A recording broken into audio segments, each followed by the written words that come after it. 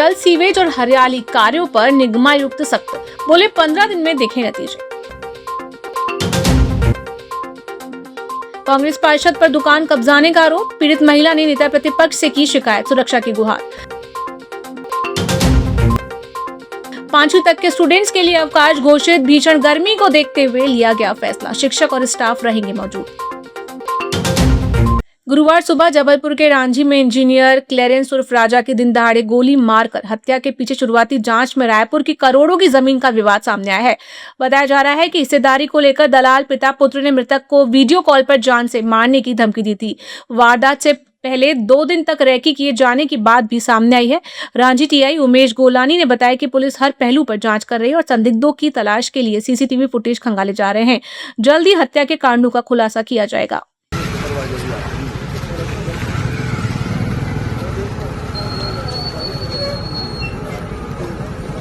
नगर निगम आयुक्त राम प्रकाश अहिरवार ने शहर की पेयजल आपूर्ति, सीवेज परियोजनाओं, जल गंगा संवर्धन अभियान और उद्यान विभाग के कार्यों की समीक्षा करते हुए अधिकारियों को 15 दिनों के भीतर जमीन पर परिणाम दिखाने के निर्देश दिए। उन्होंने कहा कि सभी अधिकारी फील्ड पर रहकर कार्यों की निगरानी करें और समय सीमा में गुणवत्ता के साथ काम पूर्ण कराएं। आयुक्त ने जल स्रोतों के पुनरुद्धार, जल भराव व गंदगी से राहत दिलाने तथा शहर के उद्यानों के रखरखाव और सौंदर्यीकरण पर विशेष जोर दिया। उन्होंने कहा कि सभी योजनाओं का लाभ आम नागरिकों तक पहुंचना चाहिए। भिंड की सांसद संध्या राय ने रानीताल स्थित भाजपा संभागीय कार्यालय में आयोजित पत्रकार वार्ता में नारी शक्ति वंदन अधिनियम को लेकर विपक्षी दलों पर तीखा हमला बोला। उन्होंने कहा कि 33% महिला आरक्षण विधेयक का विरोध कर कांग्रेस, टीएमसी और सपा जैसे दलों ने अपनी महिला विरोधी मानसिकता सार्वजनिक कर दी है। आप सब भली भांति जानते हैं, नारी शक्ति वंदन बिल अधिनियम जो कि 2023 सितंबर में पारित किया गया और मैं सौभाग्यशाली रही कि मैं उस पल की साक्षी थी। लेकिन वास्तव में विरोधियों ने, जैसा कि हमने सोचा नहीं था कि पूरा विपक्ष इस पल को भुलाएगा नहीं। शहर के महात्मा गांधी वार्ड से कांग्रेस पार्षद हर्षित यादव पर एक महिला ने गंभीर आरोप लगाते हुए सनसनी फैला दी है। पीड़िता मिनी ठाकुर उर्फ सावित्री ने नेता प्रतिपक्ष को सौंपे ज्ञापन में आरोप लगाया कि पार्षद हर्षित यादव छल कपट और षड्यंत्र रचकर उनके भाई ललित सिंह ठाकुर की दुकान कब्जाना चाहते हैं। शिकायत के अनुसार दीक्षितपुरा स्कूल के पास स्थित इस अस्थायी दुकान को पार्षद ने नगर निगम से साठगांठ कर अब तक 3 बार तोड़वा दिया है, जिससे परिवार का रोजगार छिन गया है। पीड़िता का दावा है कि उक्त जमीन राम मंदिर ट्रस्ट की है, जिस पर पार्षद जबरन कब्जा करना चाहते हैं।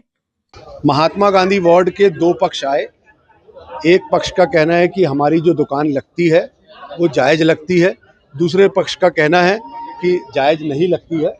दोनों को हिदायत दी गई है कि सदन की बैठक चल रही है, यहाँ पर किसी प्रकार का डिस्टर्बेंस नहीं करें। ये तरीका ठीक नहीं है।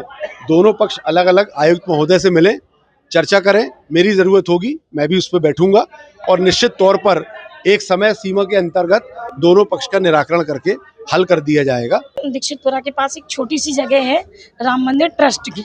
उस जगह पे हम लोग कम से कम 30 से 40 साल से मटर, दही, पपड़ी, सामान बना के और फिर वापस दुकान ले जाते हैं, मुद्दा लगाते हैं फौरे पे। इस 40 साल से कभी किसी को कोई ऑब्जेक्शन नहीं हुआ, मंदिर के ट्रस्ट को नहीं हुआ, साथ वालों को नहीं हुआ, मोहल्ले वालों को नहीं हुआ। इस साल हर्षित भैया को सबसे ज्यादा हुई।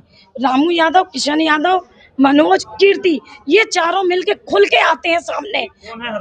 हर्षित यादव पार्षद जी हैं कांग्रेस के, वहीं रहते हैं महात्मा गांधी वार्ड के। बात का विवाद है? विवाद जो है वो जमीन मंदिर की है, ये कब्जा किया है। मुश्किल से 5 साल हुए इसको। ये बोलते हम आप दादा परदादा 50 साल, इसके सिवा हमने किसी को नहीं देखा मोहल्ले में आज तक। 200 वहाँ लेडीजों के साथ इतना अन्याय होता। हमारी बच्चियों को पत्थर मारे गए, छेड़खानी की गई, कुछ नहीं हुआ, आज तक कुछ नहीं हुआ। हम बच्चियों को आपके सामने खड़ा करवा दें। हम लोग की समस्या ये है कि इनका जो ठेला लगाने की वो जो जगह है वो अलग किया जाए, क्योंकि ये डबल मीनिंग बातें भी करते हैं। हम लोग कुछ नहीं बोलते हैं, जाते हैं, लेकिन ये लोग हम लोग को छेड़ते हैं। हमारे घर की बच्चियों को भी छेड़ा है और फिर मतलब इनके से जो लड़के बैठते हैं या तो वो पत्थर मारते हो। शाम के टाइम पे भी है ना, लड़कियां बिल्कुल सेफ नहीं अपने आप को समझती हैं, क्योंकि जो कोचिंग का टाइम है वो तो शाम को भी मतलब हो जाता है ना, 4 से 5 से 6 के बीच, तो लड़कियां भी डरती हैं। तो इन्होंने कब्जा करके रखा है? किस चीज का कब्जा किया है?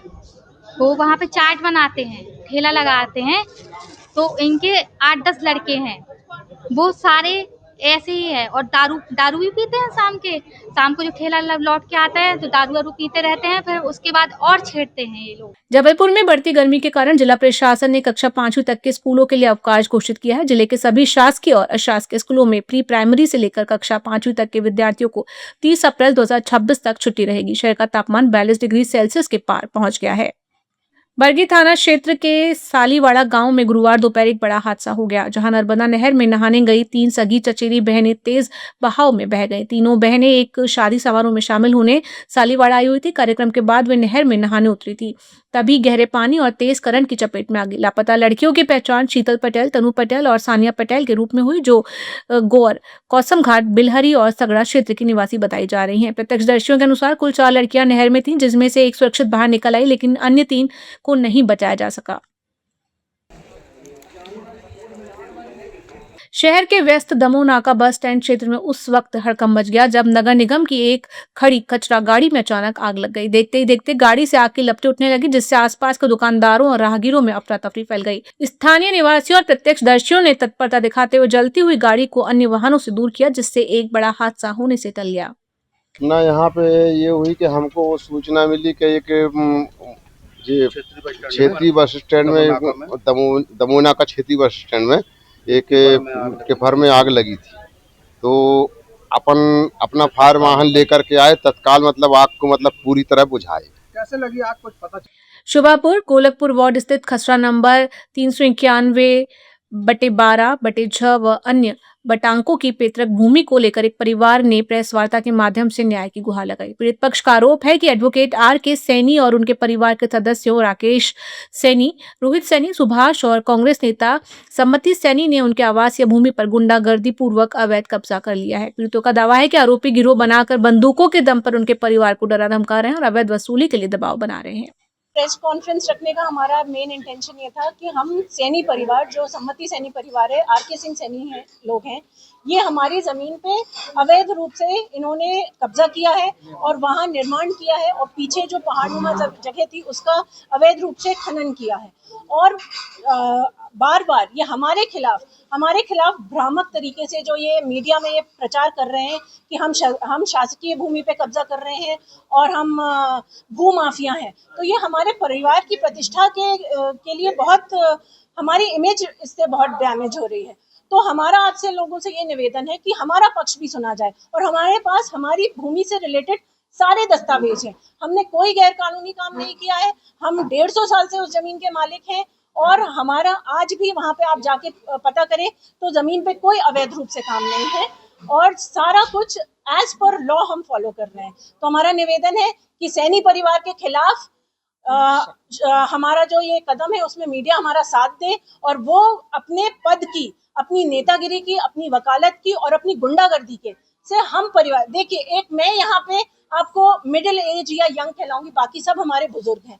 अब हम लोग वहीं रहना है, हमारे परिवार का वहाँ निकलना मुश्किल है। तो हमें उनसे, हमारी शिकायत हमने कलेक्टर महोदय से भी की है, उन्होंने जांच करने के लिए हमको आश्वस्त किया है कि जांच होगी।